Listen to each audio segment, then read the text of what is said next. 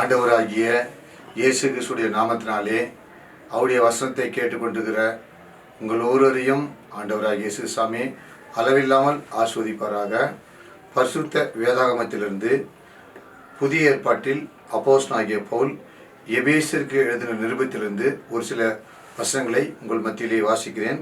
இந்த எபேசி பட்டணம் அதாவது சென்னை பட்டணம், கோயம்புத்தூர் பட்டணம் மாதிரி அது ஒரு எபேசி பட்டணம் எருசலேமில். அந்த எபேசி பட்டணம் பார்த்தீங்கன்னாக்கா இப்போ ரைட்னா துரிக்கின்னு சொல்லுவாங்க அந்த எபேசி பட்டணத்தை. அந்த பட்டணத்துக்கு அப்போஸ்தலனாகிய பவுல் எழுதுகிறாரு. அதில் 6ஆம் அதிகாரத்தில் 10வது வருஷத்துலேருந்து 18வது வருஷம் வரைக்கும் வாசிக்கிறேன். நீங்கள் அதை கவனமாக கவனிங்க.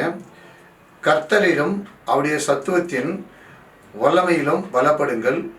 நீங்கள் பிசாசின் தந்திரங்களோடு எதிர்த்திருக்க திராணி உள்ளாகும்படி தேவனுடைய சர்வாயுத வர்க்கத்தையும் தரித்து கொள்ளுங்கள்.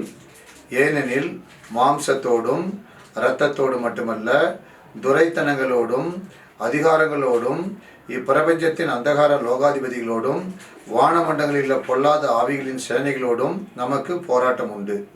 ஆகையால் தீங்கு நாளிலே அவைகளை நீங்கள் எதிர்க்கவும் சகலத்தையும் செய்து முடித்தவர்களாய் நிற்கவும் திராணி உள்ளவளாகும்படிக்கு தேவனுடைய சர்வாயுத வர்க்கத்தையும் எடுத்துக்கொள்ளுங்கள். என்ன தேவனுடைய சர்வாயுத வர்க்கம்னாக்கா, சத்தியம் என்னும் கட்சியை உங்கள் அறையில் கட்டினவளாயும், நீதி என்னும் மார்க்கவசத்தை தரித்தவளாயும், சமாதானத்தின் சுவிசேஷத்திற்குரிய ஆயத்தம் என்னும் பாதரட்சியை கால்களிலே தொடுத்தவளாயும், பொல்லாங்கனையும் அக்னி ஆஸ்திகளையெல்லாம் அவிழ்த்து போடத்தக்கதாய் எல்லாவற்றுக்கும் மேலாக விசுவாசம் என்னும் கேடகத்தை பிடித்து கொண்டவளாய் நில்லுங்கள். இரட்சணியம் என்னும் தலைசீராவையும் தேவ வசனமாகிய ஆவியின் பட்டயத்தையும் எடுத்துக்கொள்ளுங்கள். எந்த சமயத்திலும் சகலவிதமான வேண்டுதலோடும் விண்ணப்பத்தோடும் ஆவியினாலே ஜெபம் பண்ணி அதன் பொருட்டு மிகுந்த மன உறுதியோடும் சகல பரிசுத்தவான்களுக்காகவும் பண்ணும் வேண்டுதலோடும் விழித்து கொண்டிருங்கள். இந்த கடைசி காலத்தில் பார்த்தீங்கன்னாக்கா எல்லாமே உலகமே ரொம்ப வெரி பேடாக போயிட்டுருக்கு. அதாவது நம்ம மீடியா டிவி ஓப்பன் பண்ணுவது அதான் நியூஸ் வருது. எப்படின்னாக்கா 70 வயசு கிழவன் 18 வயசு பொண்ணுகள் பாலியல் தொந்தரவு கொடுத்து இது மாதிரி ரேப் பண்ணிட்டாங்க. அது மாதிரி எப்படி டிவி ஓப்பன் பண்ணாலே மெசேஜ் இதுதான் வருது. அப்புறம் இன்னைக்கு பார்த்தீங்கன்னா வாலிப பிள்ளைங்க பார்த்தீங்கன்னாக்கா எல்லாம் ட்ரக்ஸுக்கு அடிமையாக இருக்கிறாங்க, போதைப் பொருளுக்கு அடிமையாக இருக்கிறாங்க, அது குடிப்பழக்கத்துக்கு அடிமையாக இருக்கிறாங்க. அதாவது ஒவ்வொரு வீட்லேயும் தன்னுடைய பிள்ளைங்களால் சமாதானம் இல்லை, சந்தோஷம் இல்லை. அதனால் இதை கவர்மெண்ட்டு தான் என்ன செய்யணும், இது மாதிரி இந்த டாஸ்மாக் எல்லாம் நிறுத்தணும். ஆனால் கவர்மெண்ட்டே இது என்கரேஜ் பண்ணுது. ஆனால் இதனால் பார்த்தீங்கன்னா எத்தனையோ குடும்பங்கள் இன்னைக்கு நாட்டில் பார்த்தீங்கன்னா சீரழிஞ்சு போயிருக்கு. அதையெல்லாம் நம்ம அந்த சீரழிலிருந்து நம்ம வெளியே வரணும். என்ன செய்யணும், இந்த கடைசி காலத்தில் நம்ம என்ன செய்யணும், தேவனுடைய சர்வாயுத வர்க்கத்தையும் நாம் தரித்து கொள்ள வேண்டும். தேவனுடைய சர்வாயுத வர்க்கத்தை என்னென்ன தரித்து கொள்ள வேண்டும், முதலாவது சத்தியம் இருக்கணும். நமக்குள்ள சத்தியத்தை அறிவீர்கள், சத்தியம் உங்களை விடுதலையாக்குன்னு சொல்லிட்டு, அதாவது முதல்ல ஒவ்வொரு மனுஷனுக்கு பார்த்தீங்கன்னாக்கா வாய் திறந்த பொய் தான் வருது. உண்மை உள்ளவங்களாக முதல்ல காணப்படும். ரெண்டாவது நீதி உள்ளவங்களாக நம்ம காணப்பட வேண்டும். அதாவது எப்படின்னாக்கா ஒரு மனுஷனை பார்த்தவொடனே அவனுடைய தோற்றத்தின்படி அவனுக்கு நம்ம நீதி செய்யக்கூடாது, அவனுடைய நீதியின்படி அவனுக்கு நம்ம என்ன செய்யணும், நீதி செய்ய வேண்டும். அப்புறம் ஆண்டவரை சந்திப்பதற்காக ஆயத்தம் என்னும் அந்த பாதரட்சியை நம்ம என்ன செய்யணும், கால்களிலே தொடுத்து கொள்ளவர்களாக நாம் காணப்பட வேண்டும்.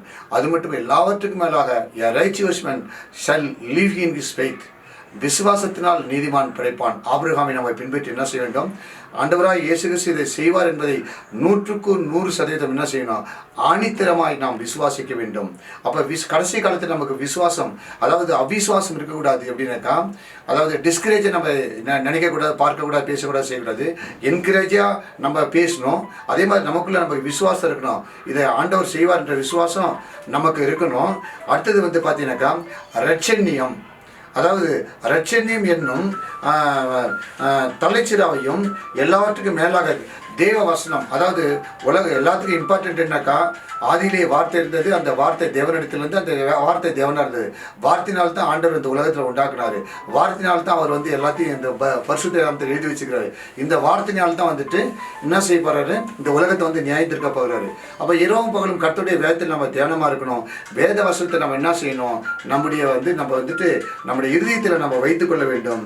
கடைசியாக என்ன சொல்றாருனாக்கா, ஜெபம் பண்ண வேண்டும். எப்படின்னாக்கா, என்ன எப்பேற்பட்ட எப்பேற்பட்ட பிரச்சனையாக இருந்தாலும் சரி, அது மரணமாக இருந்தாலும் சரி, அது வியாதியாக இருந்தாலும் சரி, அது ஆபத்தாக இருந்தாலும் சரி, துன்பமாக இருந்தாலும், கஷ்டமாக இருந்தாலும், கண்ணீராக இருந்தாலும், கவலையாக இருந்தாலும், எப்பேற்பட்ட பிரச்சனையாக இருந்தாலும், அப்படிப்பட்ட சூழ்நிலை நம்ம என்ன செய்யணும்னாக இந்த கடைசி காலத்தில் எந்த சமயத்திலும் சகலவித வேண்டுதலோடும் விண்ணப்பத்தோடும் ஆவியிலே ஜெபம் பண்ணி அதன் பொருட்டு மிகுந்த மன உறுதியோடும் பரிசுத்தவான்களுக்கு பண்ண வேண்டுதலோடு என்ன செய்யணும், விழித்து கொண்டிருக்க வேண்டும். கடைசி நம்ம என்ன செய்யணும், ஜெபம் பண்ண வேண்டும்.